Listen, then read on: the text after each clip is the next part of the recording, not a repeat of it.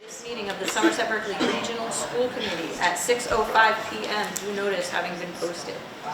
Pursuant to the open meeting law, any person may make an audio or video recording of this public meeting or may transmit the meeting through any medium. Attendees are therefore advised that such recordings or transmissions may be made whether perceived or unperceived by those present and are deemed acknowledged and permissible. We'll do a roll call of members present. Ms. Ferreira. Present. Ms. Ashley. Present. Ms. O'Brien. Present. Mr. Pasternak. Present. And the chair is present.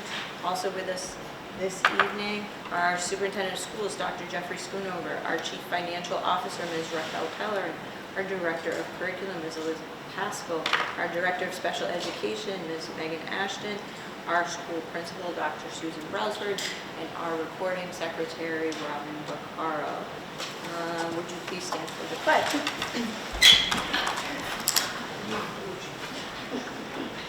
I pledge allegiance to the flag of the United States of America and to the republic for which it stands, one nation, under God, indivisible, with liberty and justice for all.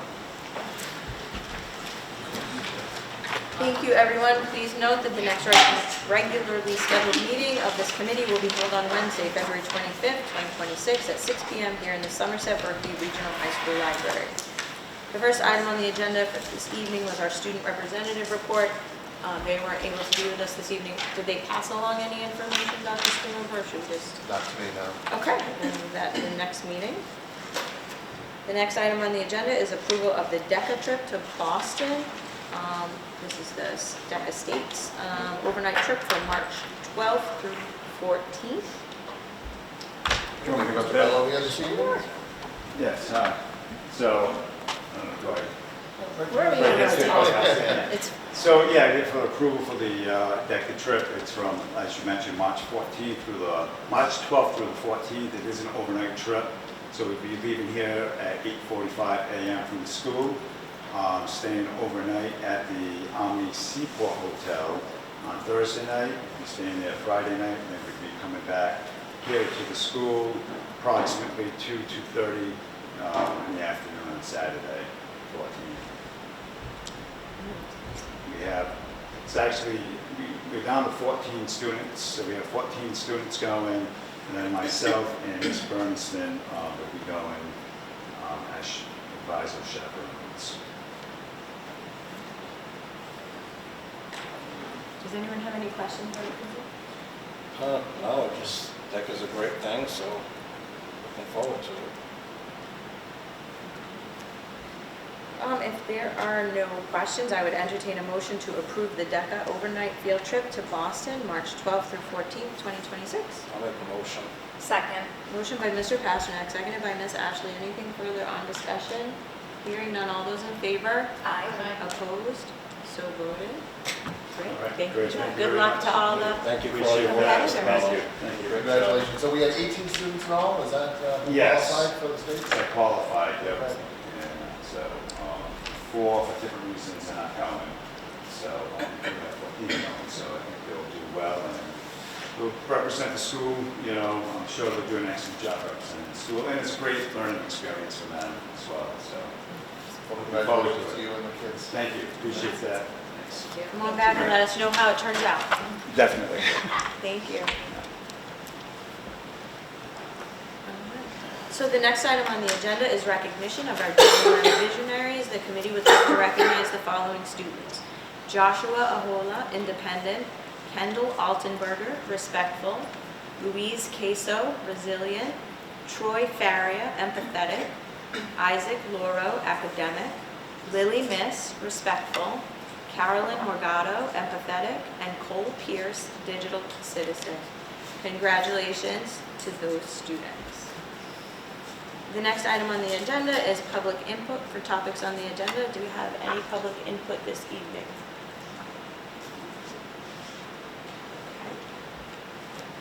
The next item on the agenda under new business is to discuss and act on the establishment of a capital planning subcommittee. Just as background, at our last meeting, one of the recommendations that Ms. Warren put forth was that the committee form a capital planning subcommittee for long-range capital planning. And let's see. why don't we first, I would entertain a motion to officially establish a capital planning subcommittee. Second. Motion by Ms. Ferrer and seconded by Mr. Pasternak. Anything further on discussion? Hearing none, all those in favor? Aye. Opposed? So voted. We have a subcommittee. And then next, based on interest, I would entertain a motion to appoint Mr. Pasternak and Ms. Ferrera to the capital planning subcommittee. Second. Motion by Ms. O'Brien and seconded by Ms. Ashley. Anything further on discussion?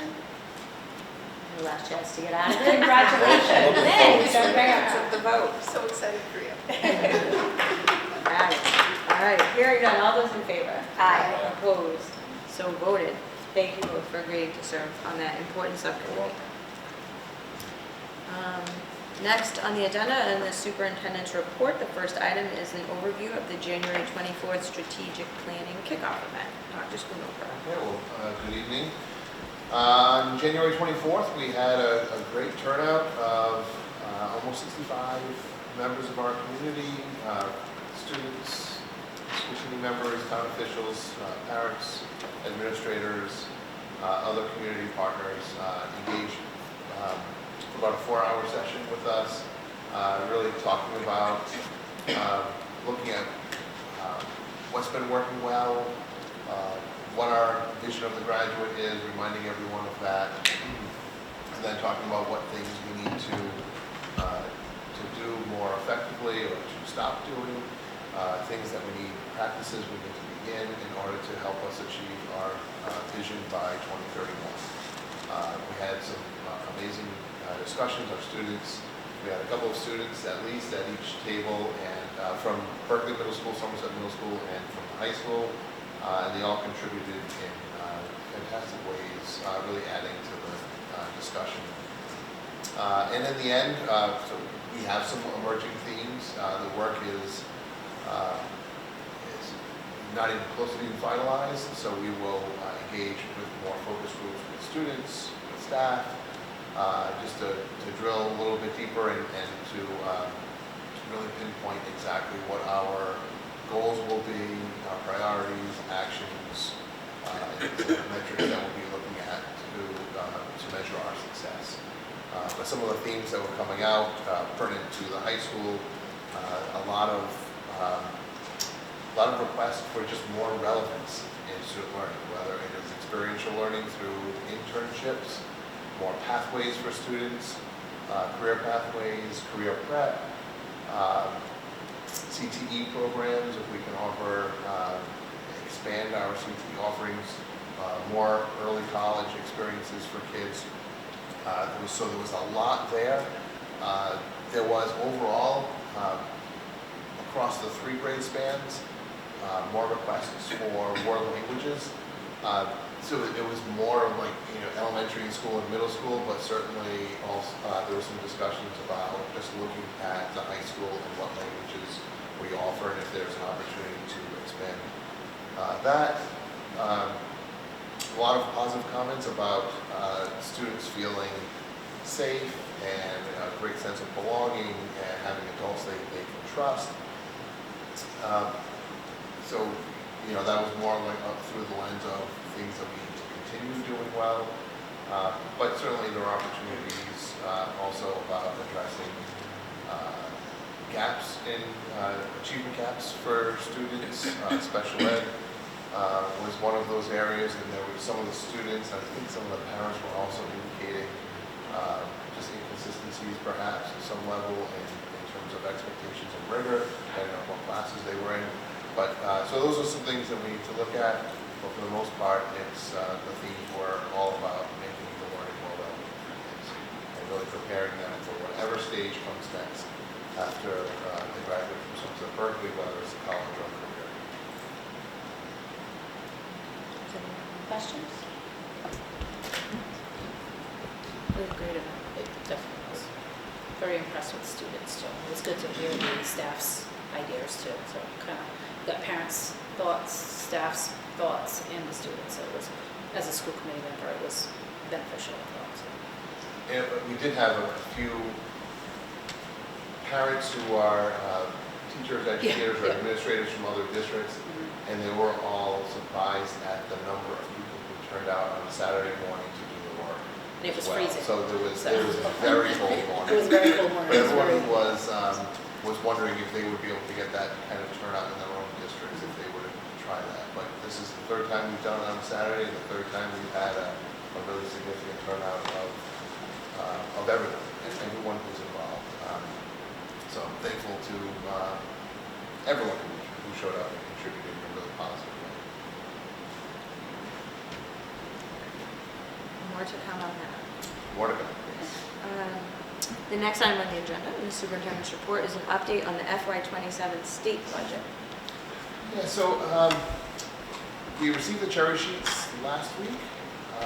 As expected, Somerset Berkeley is receiving, or at least by the governor's proposal, the minimum state aid increase per student, which is $75 per student. So based on our October 1st, 2025 enrollment, that is reflecting in a roughly a $67,000 increase in Chapter 70 aid. As Ms. Pellerin was just informing the budget subcommittee before the meeting, there's a pretty significant increase in our regional school transportation aid. Increase in charter tuition reimbursement, and all the receipts in all, we're expecting to receive about $345,000 in FY27 over what we received in FY26. Then there are always expenses as well, so we have charter school, tuition sending out, school choice out, but even with that, there were some increases, some decreases, and it actually turns out to be about a $4,000 net decrease in those expenses. So overall, the shift is roughly $350,000 as of right now, projected in state aid, various state aid over FY26. So that's putting us in a favorable position. It would be nice if the $75 per student, we were not getting the minimum aid, but that is the Chapter 7 formula at work. Any other questions? Okay. Dr. Smith, could you just repeat the number of the Chapter 78? I kind of missed it. Yeah, Chapter 70 in all, currently FY26 is $7,204,101. That's this year's aid. Based on the governor's proposal, FY27 it's $7,271,001. So it's an increase of $66,900. So if you take $66,900 divided by 75, you'll get our October 1st enrollment of 896 or something like that. Well, is there anything I missed or that you want to? That's the exact number, 8 minutes. Anything I missed or? Okay.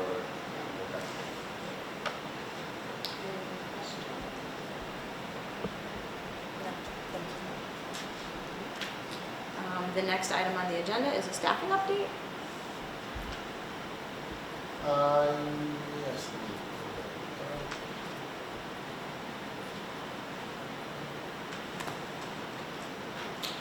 Staffing update, the only thing this month is a resignation of a food service worker. No appointments to be mentioned, it was just that one resignation. Thank you very much. The next item on the agenda under business and financial is the January financial statement.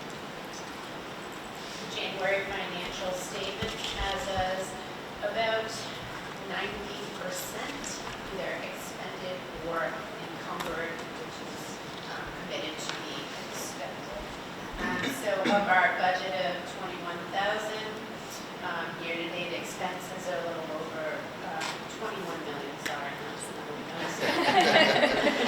Too many numbers today. 10.1 million is expended and 9.4 million are encumbrances, which leaves us with a budget balance of 2.4 million, or 11% left to be, that is unexpended, unencumbered. We spoke about briefly in the budget subcommittee that we are working to review. We do not have an actual connection between outsourced payroll in our financial system. So we are actually doing a triple check, quadruple, actually. And we're looking at all our salaries being paid through payroll, aligning them with the current budget and FY27 budget. We're also looking to make sure we are contract compliant. And the third step and the final step is comparing it to what we're reporting to the Department of Elementary and Secondary Education. Once we have that, that is the bulk of the budget. We'll be coming back for budget amendments, which will align nicely when we present the FY27 budget. Yeah, I don't know if it probably is a little too early to really talk about utilities right now, but I'm sure not just for Somerset Berkeley, but for all of us who own homes, I can only imagine that our utility bills will be a little bit higher than projected given the stretch of weather that we've had. So hoping that ends sometime soon. It doesn't look like an extended forecast, but we will keep an eye on that, and once we receive some of those, we'll update you just to see how it's comparing to previous years on a month-by-month basis.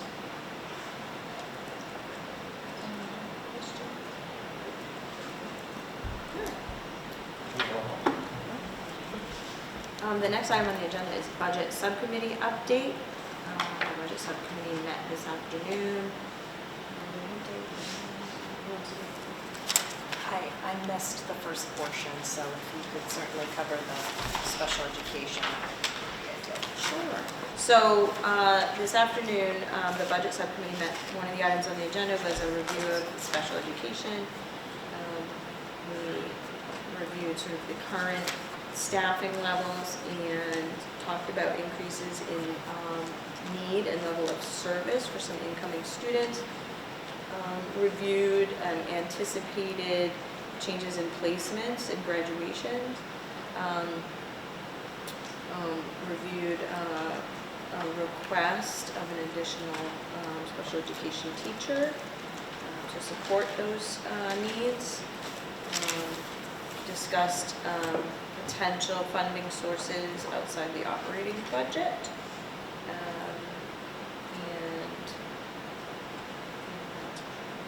What did I miss? First, special education. And we also reviewed the superintendent's initial proposed budget based on a level service budget and revenue projections based on the governor's budget.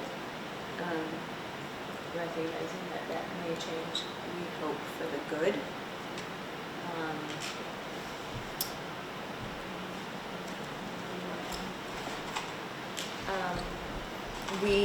The committee requested some, moving forward, we're going to talk about transportation and maintenance. We asked for some specific data broken down regarding enrollment and projected class sizes so that we can ensure we have the right number of FTEs.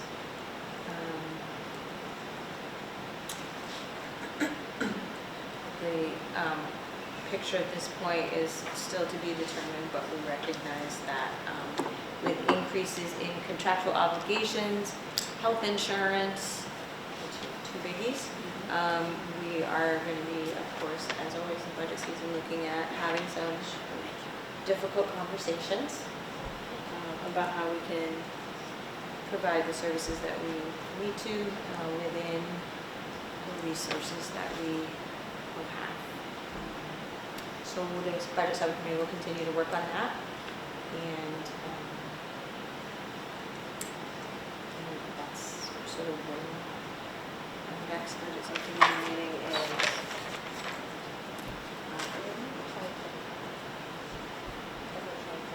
February 25th. Oh, prior to our next. Yes, Prior to our next meeting. Thank you. Did I forget anything? No. No. You know that both towns have Financial realities. Thank you. It's a good way for Work with our partners in both towns to manage that the best we can. Any questions? Well, maybe for Dr. School or Ms. Pellin, but last conversation I had with the town was still maybe looking at possibly another 15% increase in healthcare, because there's Yes. no better news. Not yet. Yeah, I've been trying to stop talking about it as well. It's bleak.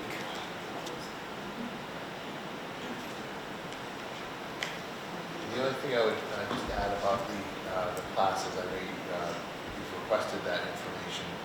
I believe students are currently, they've started that process to choose their classes for next year, so we don't have that yet, but as soon as we do, at least have an understanding of grades 10 to 12 for next year, we'll go through that information.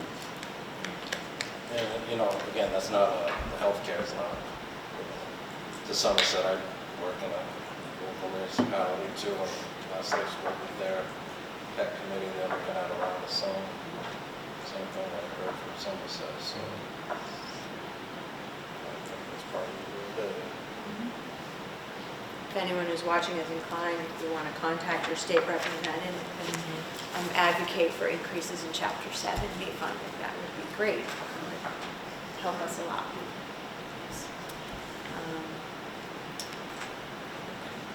I'll be happy to make a call. All right, next on the agenda, under policy, we have two policies for second reading. One is a new policy and one is amendment, so we'll take them separately. The first is on artificial intelligence. So I would entertain a motion to adopt the artificial intelligence policy. So moved. Second. A motion by Ms. Ashley and seconded by Ms. Ferrer. Is there anything on discussion? Hearing none, all those in favor? Aye. Opposed? So voted. The next policy is an amendment to an existing policy, JG. Again, a second reading, so I would entertain a motion to approve the second reading of admission of international exchange students policy, JG. So Motion. moved. Motion by Ms. Ashley, seconded by Ms. O'Brien. Anything on discussion? Nope, I got all my questions last time. Yeah, it's All right, hearing none, all those in favor? Aye. Opposed? So voted. Next on the agenda, other matters informational, I'm going to pass on Berkeley because I didn't want to sign as well. Is there anything relevant to the high school that we need to know from the Somerset Schools update? I believe there is. So one of the, several of the items on the agenda were related to concerns about the regional school district operating unilaterally of the Somerset pre-K through 8. So I think that warrants further discussion between the chairs and the superintendent. And something that came out of that conversation as well was a concern about Somerset School Committee members who are appointed to the region annually, of course. Some of the committee members, or at least one committee member, doesn't think that it's appropriate for Somerset appointed members to participate in subcommittees. So again, I think that warrants further conversation between the two chairs and the superintendent. Where we left that conversation was that our policy subcommittee was going to explore drafting a Somerset School Committee policy that would prevent appointed members from participating on regional subcommittees. I'll leave my personal opinions out of it since I'm just a reporter at this time, and this is not on our agenda to deliberate on. But we might want to think about, the chairs having a conversation and perhaps bring it back to the region if you feel it's appropriate. So just to clarify, the discussion was that appointed Somerset K-8 members appointed to serve on this committee not be permitted to participate in any subcommittees on this. That was my understanding, and on this committee. you can correct me if that's a That was mine as misunderstanding. well, yes. There was discussion about whether a policy on the Somerset side was the appropriate manner in which to create that change. Or, the regional agreement was the appropriate way to, affect change in that way. But my understanding is that there would be more hoops to jump through on the regional side because of course both parties would have to agree and it would have to be approved by the state, right? There's a whole Both towns, process. a town meeting, the Commissioner of Yeah. Education needs to approve it. It's a lengthy process to amend a regional agreement. As we know, because we recently went through that Yes. regarding district tuition. Okay, I'll talk to the chair and maybe legal counsel. I'm not sure that another body can create a policy that prohibits this body from Operating as outlined on the determining. regional agreement. Right, we are beholden to the regional agreement. I'm not, I don't think that there's anything in that agreement that dictates, I'm not familiar with anything that dictates how our members should serve. I also feel like that would put a disproportionate burden on the elected members and not the appointed members to serve on all of the subcommittees, and furthermore, the balance of the committee is supposed to be so that Somerset and Berkeley have proportionate representation. So we can talk about that. Sounds like a violation of the regional agreement, and perhaps whatever the concern is can be resolved. If I can just add something, Jen? Please do. So, to maybe take it a step further than you would, I wouldn't say, okay, we're burdened with more work. But however, a lot of the work we do comes out of subcommittees. And if we have appointed members here, they're here for a reason. And we would theoretically want their input in the subcommittees to bring forth to the full committee. It only makes sense that if they're appointed here, that they're doing some of the groundwork to bring forth to the whole committee. And to take that a step further, those committee members, you would be in some cases diluting their vote, because if I would things feel, are because they moving- wouldn't understand as much, Or also possibly just what to their move, vote voted on. yeah, to right? move something out of the subcommittee to a vote for the whole committee. And I would be moved to, we are a committee of 7, and I think, so, And we're undervaluing. and I don't know about you, but I have zero desire to make a change to the regional agreement. So I'll be happy to talk to the chair and see, try to understand what the concern is, and maybe we can address it another way, but thank you for the information. Yeah. Anything else? I don't think there was anything that's specifically related to the region.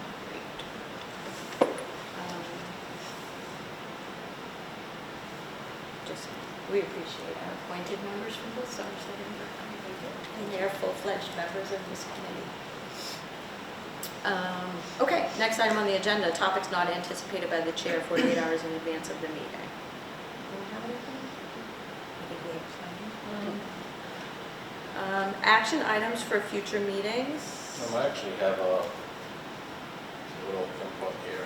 Really, it's more of probably like a question or a comment for Dr. Schoonover. But I know recently there was a posting for the football coach, the varsity football coach. I think that's probably one of the most high-profile coaching positions in the district, and also a very important position. I would really like to see a committee formed, for that if we could, more than just handing it off to 1 or 2 administrative people. I can't say I have much respect for football coaches. I played football in high school. My son has. They do much more than just coach football. They really provide a lot of guidance to the children, students. I think that's a really key position, not just for the school itself, but for those players. And I know I myself, I would like to have some input on that if the hiring committee was composed of, a member from the school committee. And so my question is, can that happen? And is it appropriate? yes and yes. So I think normal coaching hires usually happen with the AD and the principal, but there are some positions, as you said, football is a very high profile one. I know there's a lot of community interest. I know that Dr. Brailsford, I don't want to speak for her, but for other positions, just like teaching positions and so on, she's really trying to engage with students more and bringing more voices to the table when making some hiring decisions. So I don't think that is out of the question to have it, to have more voices or ears involved in the process. So I will follow up this week with Dr. Brailsford and Mr. Francis to see. I don't know what the plan is or was, but I'll talk to them about that. I appreciate that, Dr. Swindle. And if it comes to the point that maybe we do have a hiring committee, I would like to. Suggest yourself there, okay. Yes. Volunteer. That's what I was looking for. He's into volunteering tonight. What else do we need? So I will just, I don't want to speak out of turn, because I know this is on my future items, but just to acknowledge that position was posted Thursday, Friday of last week. And we received word that Coach Gleason is also giving up his head soccer coach role for the high school, which he's also had for a number of years. We just learned that maybe yesterday. So anyway, so congratulations to Coach Gleason for all the years. We thank him for all the support that he's also given a lot of student athletes over many years. That is another position too. It's a lot of long-term coaching overturn. With basketball, Kevin Snyder recently. yeah, I saw some baseball a couple of years ago, yes. It's a lot of turnover. They've all done wonderful jobs, and I mean, I can't speak highly enough of Coach Reyes. He certainly impacted my son's high school career. So, I can't say enough about the coaches, and that's really what I want to be, involved in this because it's important for a lot of the students. And Dr. Brailsford, she's still in the building. She had to step away because I don't know if it's happened yet, but Dr. Taylor was about to score 1,000 points tonight, and about 5 minutes ago he was a basket away. So I don't know if it's happened yet. think we That's hear what it. Dr. Brailsford- And Yeah, we might hear it. the building might shake. Yeah. I was thinking. All right, well, on that, then let's move this along, maybe we can catch it. Okay.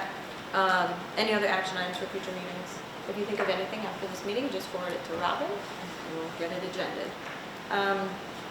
Next on the agenda is to consider approval of minutes. We're looking at open session minutes for January 20th, so I would entertain a motion to approve the open session minutes of January 20th, 2026. So moved. Second. Motion by Ms. Ashland and seconded by Mr. Pasternak. Anything on discussion? Hearing none. All those in favor? Aye. Opposed? So voted. And then with that, I would entertain a motion to adjourn. So moved. Second. Motion by Ms. Ashland, seconded by Mr. Pasternak. All those in favor? Aye. Aye. Opposed? So voted. Thank you, everyone.